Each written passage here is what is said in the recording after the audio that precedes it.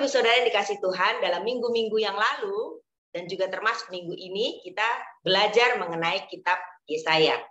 Pastor Roni, Pastor Robi dan juga Pastor Awai ya, Pak Awai menyampaikan pesan Tuhan di kitab Yesaya. Minggu ini saya juga akan menyampaikan firman dari kitab Yesaya dalam seri yang baru yang berjudul Nearness atau mendekat kepada Tuhan, kedekatan kepada Tuhan. Menurut para ahli, kitab Nabi Yesaya ini dijuluki sebagai Alkitab yang mini. Jadi kitab Nabi Yesaya itu seperti bentuk singkat dari keseluruhan Alkitab.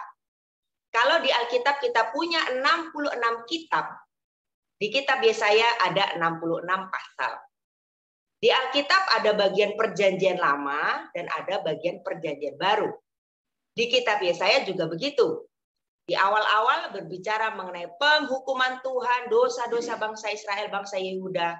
Dan di bagian akhir, bagian 2 berbicara mengenai janji Tuhan, penghiburan dan pemulihan dari Tuhan. Sama seperti di kitab perjanjian lama, bagian awal tentang penghukuman, konsekuensi, disiplin, dan itu sudah dibahas oleh Pastor Roni, Pastor Robi, dan Pak Awai juga. Di bagian akhir, mulai dari minggu ini, mulai pasal 40, kita akan berbicara mengenai janji-janji Tuhan. Pasal 39 adalah akhir dari bagian pertama kitab Yesaya. Di situ dikatakan ya pasal 39, bangsa Yehuda dikata firman Tuhan ya, ditawan semuanya ke negeri Babel. Apa yang ada di bait Allah diangkut keluar, warisan nenek moyang dari zaman Salomo, zaman Daud, semua yang begitu kaya dan indah habis. Tidak ada lagi yang tertinggal. Semua diangkut keluar. Dan sama seperti di Alkitab, ada perjanjian lama, perjanjian baru. Mulai ayat 40 ini, Tuhan menyatakan pergeseran. Bukan pergeseran sikap, tapi dia menyatakan hal yang baru. Yaitu mengenai penghiburan dan janji Tuhan. Boleh dibuka Yesaya 40 ayat 1 sampai 5. Kalau saudara... Ya, silakan saudara ikuti bersama-sama saya ya. Baik, ayat 1 kita mulai. Hiburkanlah, hiburkanlah umatku. Demikian firman Allahmu. Tenangkanlah hati Yerusalem dan serukanlah kepadanya bahwa perhambaannya sudah berakhir. Bahwa kesalahannya telah diampuni. Sebab ia telah menerima hukuman dari tangan Tuhan 2 kali lipat karena segala dosanya. Ada suara yang berseru-seru, persiapkanlah di padang gurun jalan untuk Tuhan. Luruskanlah di padang belantara jalan raya bagi Allah kita. Setiap lembah harus ditutup dan setiap gunung dan bukit diratakan. Tanah yang berbukit-bukit harus menjadi tanah yang rata dan tanah yang berlekuk-lekuk menjadi dataran. Maka kemuliaan Tuhan akan dinyatakan. Dan seluruh umat manusia akan melihatnya bersama-sama. Sungguh Tuhan sendiri telah mengatakannya. Dikatakan demikian. Hiburkanlah, hiburkanlah umatku. Demikian firman Allahmu. Tenangkanlah hati Yerusalem. Ada slide-nya ya. Di ayat-ayat yang kita baca tadi, jelas sekali sikap Tuhan. Bahwa setelah pasal 39 berbicara mengenai hukuman, di pasal berikutnya, penghiburan. Kita melihat di sini ada 2 sikap Tuhan yang sama-sama ditunjukkan dengan jelas. 2 sikap ya. Yang pertama Tuhan itu tegas. Dan yang kedua Tuhan itu juga penghibur dan penyayang. Tuhan tegas terhadap umatnya. Dia jalankan hukumannya. Tetapi dia juga penyayang dan penghibur. Bapak Ibu Saudara, kalau saudara belajar ilmu mendidik anak yang benar ya, sesuai dengan Alkitab, dan saya juga belajar dari ahlinya, apa sih, gimana sih cara mendidik anak yang benar? Sering orang berkata begitu ya, tanya. Orang tua harus memiliki sikap itu juga. Yang pertama tegas, harus tegas. Dan juga menghibur dan menyayangi. Ada slide-nya juga ya, mohon diikuti. Itulah prinsip mendidik anak yang benar. Yang pertama tegas, dan yang kedua menyayangi. Kenapa? Karena kalau kita tidak tegas, anak akan melakukan hal-hal yang membahayakan dirinya. Dan ujungnya maut. Sama seperti Tuhan bilang. dosa, upah dosa, maut. Contoh ini slide ini ya, tadi sudah sempat kita intip. Ini loh kenakalan anak. Bayangkan kalau seperti ini tidak ditegur. Selanjutnya, ini lagi. Bayangkan kalau seperti ini tidak dimarahin. Apa enggak gosong anak itu berdua? Ya kan? Selanjutnya lagi. Ini lagi, sudah main pisau, dekat kompor. Coba kalau saudara jadi orang tuanya. Harus tegas. Di dalam ketidaktahuannya, anak-anak akan tercemplung dalam berbagai perilaku yang membahayakan dirinya sendiri tanpa kita ketahui. Ada satu ibu-ibu cerita sama saya ya, ini kisah nyata. Anak, bukan anaknya dia ya, anak temannya dia, masih SD, kena kanker, bayangkan. Kenapa? Setelah ditelusuri, orang tuanya tidak pernah berkata tidak atas apa yang dia makan. Dia ngemilnya itu, Bapak Ibu Saudara, 4 bungkus mie instan mentah satu hari, bisa 4 bungkus, 5 bungkus. Tidak pernah dibilang tidak. Orang tuanya bilang gini, kasihan, biar dah. Kasihan, biar dah, biarin dah. Anak tidak tahu apa yang sehat. Anak tidak tahu apa yang baik. Kalau orang tua tidak tegas, dia membunuh anaknya sendiri. Tapi sebaliknya ada juga orang yang cerewet. Nggak boleh begini ya, nggak boleh begitu. Awas, jangan lari-lari ya. Harus pakai celana ya, nggak boleh nggak pakai celana ya. Tapi tidak pernah menghukum ya, nggak ada kekuatannya. Itu bukan tegas, namanya ngomel aja. Lari-lari pakai celana nggak dihukum juga begitu ya. Nah ini ada satu kisah. Ini mengenai nggak orang jauh sih, sorry ya, Abraham dan Laura. Nah, masih kecil, 3,5 tahun dan 2 tahun, bayangkan masih kecil banget. Tiba-tiba mereka kompak. Laura punya ide, Bram, yuk kita jalan-jalan keluar rumah yuk. 3,5 tahun. Nah, waktu itu rumah kita, karena kita ada percetakan, rumah kita di pinggir jalan. Rumah kita bentuknya terbuka karena dipakai untuk usaha. Orang biasa keluar masuk, gerbangnya dibuka. Tapi pada mereka berdua ini sudah jelas aturnya. Tidak boleh keluar gerbang. Boleh main sepeda, main apa di dalam gerbang atau di dalam rumah. Tapi entah kenapa ya, setan apa gitu ya. Laura ini ajak Abraham keluar rumah, keluar gerbang. Nah, tanpa ketahuan. Sementara di rumah, mendadak sadar Pak Roni. Dia tanya, Mas, gitu kan, ada pegawai-pegawai percetakan situ ya. Dia lihat Abraham sama Laura enggak? Enggak ada, Pak. Cari di kamar-kamar, enggak ada. Cari di lemari, karena mereka sembunyikan dalam lemari, enggak ada. Di balik kardus-kardus, enggak ada. Di kamar mandi enggak ada, di gudang enggak ada. Tanya pembantu, enggak lihat, Pak, saya kan masak. Waduh, Pak Roni telepon saya di kantor, apalagi saya juga enggak tahu, tapi saya berdoa, Tuhan, di mana anak saya, jangan-jangan ada yang culik. Nah, 30 menit kemudian pulang mereka tiba-tiba dengan wajah polos, dengan senyum-senyum. Halo Papa, kita pulang. Wow, langsung papanya bawa masuk ke dalam rumah. Gimana kira-kira papanya ya? Ditanya, kok bisa kamu pergi? Kok bisa kamu keluar? Iya tadi kita. Terus kok bisa kamu pulang lagi? Ternyata tiba-tiba di tengah jalan mereka capek kan? Laura, yuk Bram, kita pulang yuk. Pulanglah mereka, pergi sendiri, pulang sendiri. Bayangkan. Di jalan raya. Saudara tahu apa yang papanya lakukan? Kalau saudara jadi Pak Roni gimana? Mungkin mau langsung peluk ya. Aduh anakku pulang. Tidak. Dia tidak begitu. Dia tidak peluk, tidak gendong. Langsung bangun. Berdiri kalian berdua. Langsung dimarahi. Hadap tembok. Dihukum 20 menit. Tidak boleh main, tidak boleh nonton kartun, tidak boleh nonton Barbie, nggak boleh naik sepeda, nggak boleh ngobrol, hadap tembok 20 menit. Waduh, bagi kita mungkin 20 menit singkat ya, tapi bagi anak-anak itu sangat menyiksa. Mulai mereka tidak sabar, garuk-garuk kaki, garuk-garuk kepala, minta minum, minta makan, minta main, minta pipis, minta duduk. Kalau duduk diberdirikan lagi, enggak, 20 menit harus dipaksa berdiri. Nah, untungnya mereka hadap tembok. Kenapa? Karena sebetulnya di belakangnya Pak Roni juga nangis. Mereka nangis, Pak Roni juga nangis. Ada slide-nya ya. Ya, nangis juga sebagai seorang bapak. Sebetulnya dia nggak tega. Dia menangis karena haru juga. Aduh, untung anakku pulang. Untung nggak ada yang culik. Terima kasih Tuhan. Tapi demi efek jera, mereka harus dihukum. Jadi saking sayangnya, saking cintanya, mereka harus dihukum. Mereka perlu belajar sesuatu. Dan kayaknya kapok ya. Jadi setelah itu nggak pernah kabur lagi mereka. Nah, Bapak Ibu Saudara, Tuhan juga begitu.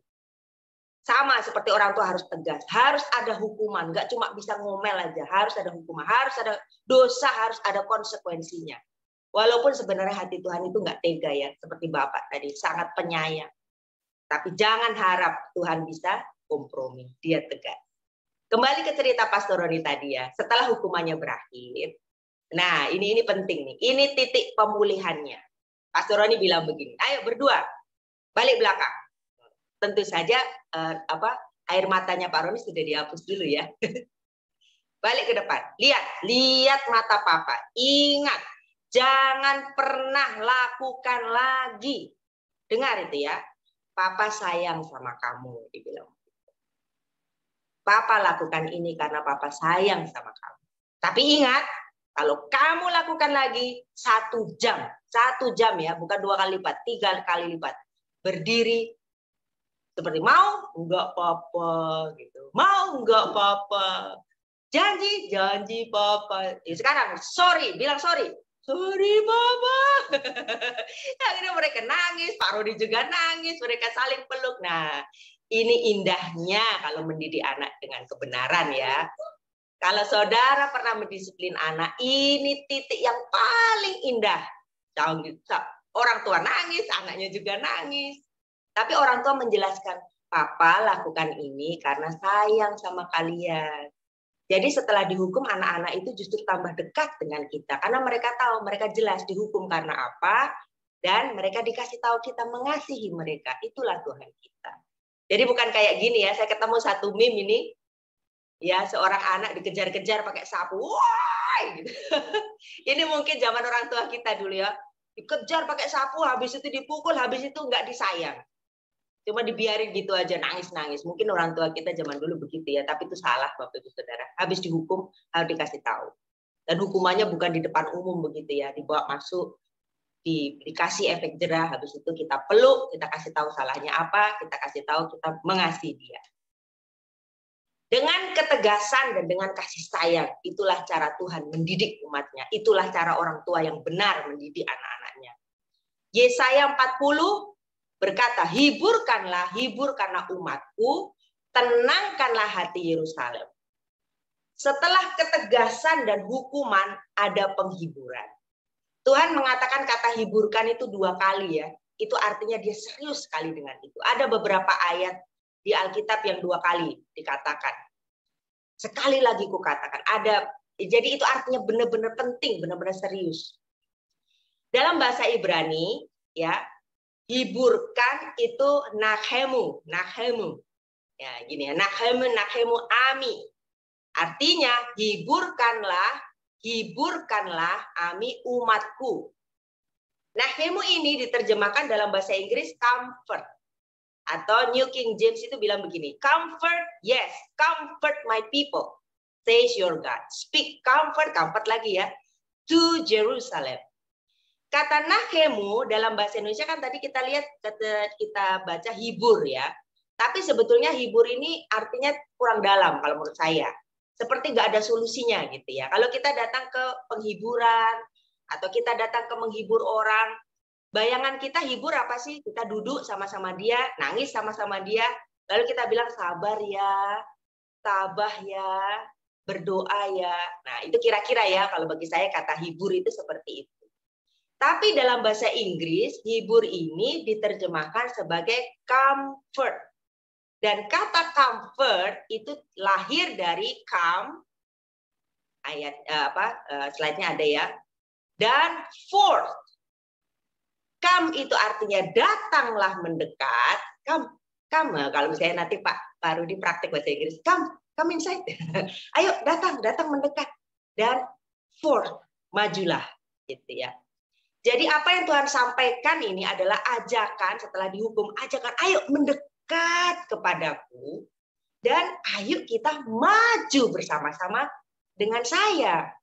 Jadi setelah mengalami disiplin Tuhan, Tuhan mau kita datang, mendekat kepadanya, dan kita diajak maju berjalan bersama dia. Kita tuh ya, seperti gambar. Itulah sebabnya Yesaya 40 dan seterusnya berbicara mengenai nearness atau kedekatan kita kepada Tuhan. Kita berjalan bersama Tuhan. Tuhan mau kita disertai oleh dia. Dan dia berkata, sekali-kali aku tidak akan meninggalkan engkau. We will go through this together. Apapun itu. Nah selanjutnya sama masih ya. Di Yesaya 40 berbicara mengenai peneguhan posisi kita sebagai miliknya Tuhan. Saya pakai bahasa Inggris saja ya. Lebih jelas. Dikatakan, my people. Dan says your God. Wow, luar biasa. Tuhan mengatakan, my people, umatku, milikku, kita ini miliknya. Dan your God, aku ini Tuhanmu. Tuhan mau meneguhkan, tidak peduli betapapun besar dosa kita. Tuhan mau tetap mengakui, kamu ini milik saya. Betul Tuhan benci dosa, betul Tuhan disiplin kita. Tapi tetap hati Tuhan, kita ini miliknya. Ibarat saudara punya anak ya, walaupun sudah kecemplung got gitu ya. Ada fotonya ini. Waduh. Bikin malu, bikin masalah. Ini meme juga saya ambil. Ini pembicaraan antara Grab sama ibu-ibu gitu ya. Dia bilang, "Mas, bentar ya. Anak saya kecemplung got." Di foto lagi. Karena nungguin Mas. Saya bersihin dulu. Kalau saudara punya anak begini ya, sudah kecemplung kotor jorok. Saya percaya orang tua asli tetap mengakui, ya tetap itu anak saya, tetap ditolong gitu ya. Gak tahu anak siapa. Tetap akui, walaupun jijiknya. Nah itulah Tuhan kita. Walaupun dosa kita menjijikkan, walaupun karakter kita membangkang, habis dihukum atau pas masih dalam kondisi berdosa pun, Tuhan tetap mengakui engkau ini milik saya. Yesaya 40 ayat 3 berkata, ada suara yang berseru-seru. Persiapkanlah di padang gurun jalan untuk Tuhan. Luruskanlah di padang belantara jalan raya bagi Allah kita. Setiap lembah harus ditutup dan setiap gunung dan bukit diratakan. Tanah yang berbukit-bukit harus menjadi tanah yang rata dan tanah yang berlekuk-lekuk menjadi dataran. Kira-kira kalau dalam pembangunan ini cut and fill gitu ya. Pak David tahu ini. Sebelum dibangun, ratakan, kalau ada gunung dipotong, kalau ada jeglongan, lubang ditutup.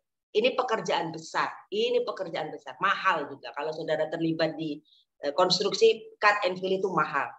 Pakai alat dan alatnya sewanya per jam. Jadi Bapak Ibu Saudara, ayat ini berbicara mengenai Yohanes Pembaptis di Yesaya ya. Dan termasuk untuk kita, nanti saya jelaskan. Yohanes Pembaptis mempersiapkan jalan bagi kedatangan Tuhan Yesus. Dikatakan setiap lembah harus ditutup, setiap gunung diratakan, tanah berlekuk, dataran. Apa artinya? Artinya tugas Yohanes Pembaptis ini mempersiapkan hati bangsa Israel untuk menerima kedatangan Tuhan. Dia persiapkan pertobatannya supaya mereka siap, Tuhan mau datang. Nah, sama juga dengan sekarang. Pada hari ini, wujudnya adalah Tuhan mau meratakan hidup kita. Supaya kita siap untuk menjadi tahtanya, memuliakan Tuhan. Hati kita ini harus dirombak, Bapak Ibu Saudara. Di cut and fill. Pak David ketawa. Tahu dia. Harus ada yang dipotong, harus ada yang ditutup. Tuhan mau mempersiapkan hidup kita. Agar kita datang. Agar saat dia datang, dia yang memimpin hidup kita. Perhatikan baik-baik ini. Kalau dulu Yohanes Pembaptis merombak bangsa Israel. Supaya mereka siap menerima Yesus. Hari ini Tuhan mau merombak hati saudara supaya Tuhan Yesus bertahta sepenuhnya 100% dalam hidup kita. Saudara pernah nggak main ke GWK ya? Sekarang ada jemaat kita yang kerja di GWK. Nah, kalau sudah masuk tuh gini nih, GWK itu ya. Gunung itu bisa dipangkas belasan meter, ada yang sampai puluhan meter. Dipangkas, itu pekerjaan besar. Dipotong, bayangkan gunung dipotongnya. Seperti itulah Tuhan merombak hidup kita. Pekerjaan yang berat, kita juga sakit, Tuhan juga sebetulnya nggak tega, tapi ini harus dilakukan supaya hidup kita indah, supaya hidup kita siap. Setiap gunung-gunung kesombongan akan dipangkas. Setiap bukit mengandalkan kekuatan diri sendiri akan diratakan. Supaya hati saya dan hati saudara menjadi dataran untuk Tuhan bertahta. Mungkin ada gunung-gunung karakter kita yang harus dipangkas. Dan itu pekerjaan yang besar ya. Kita suka dendam, mungkin, saya nggak tahu. Tuhan akan sengaja buat kita tersinggung terus. Sampai kita lolos mengampuni. Jadi kalau saudara, aduh hidupku kok susah, sakit. Ketemu orang ini sakit, ketemu orang ini sakit. Itu berarti pemangkasan dari Tuhan. Kalau kita tidak aman ya, kalau orangnya nggak aman, minderan. Aduh malas lah ketemu ini, malas ketemu itu, malas. Suruh tampil malas. Tuhan sengaja loh menempatkan saudara dalam posisi harus tampil terus. Tuhan akan sengaja menempatkan saudara dalam posisi harus berkunjung, harus keluar, harus ketemu orang. Sengaja, nggak tahu bagaimana caranya. Dia akan sengaja mendisiplin saudara untuk mengubah karakter, merombak karakter saudara. Kalau misalnya kita cepat naik darah ya, cepat nggak sabar, gitu ya. Tuhan akan sengaja proses kita dibuat kesal terus. Gak sabar kok ini lambat, dipertemukan dengan orang-orang yang lambat. Sampai kita mentok, sampai kita menyesal, sampai kita berani percaya, Tuhan, saya maunya cepat, tapi terjadilah sesuai dengan kehendak. Sampai kita mempercayai Tuhan sepenuhnya untuk waktunya. Bahkan cita-cita kita yang kita pikir sudah paling bagus ini Tuhan, gak bisa digeser lagi. Ini sudah paling the best, ini cita-cita saya pokoknya A. Kalau itu tidak sesuai dengan panggilan Tuhan atas hidup saudara, siap-siap. Tuhan akan rombak. Tuhan berkuasa. Dan sekalipun rencana kita indah bagi kita, tetap jauh lebih sempurna rancangan Tuhan. Paulus ya, dulunya adalah seorang penganiaya jemaat. Ada slide-nya. Seorang yang dengan keras, mana ya slide-nya ya, menentang kekristenan. Ini Paulus. Ini Stefanus lagi dihukum, dirajam karena dia pengikut Kristus. Paulus memerintahkan bunuh dia. Ini Paulus yang di lingkar biru itu ya. Tuhan merok, tapi orang yang ganas pun begini, Tuhan bisa rombak hidupnya. Sehingga dia menjadi pengkhotbah yang luar biasa.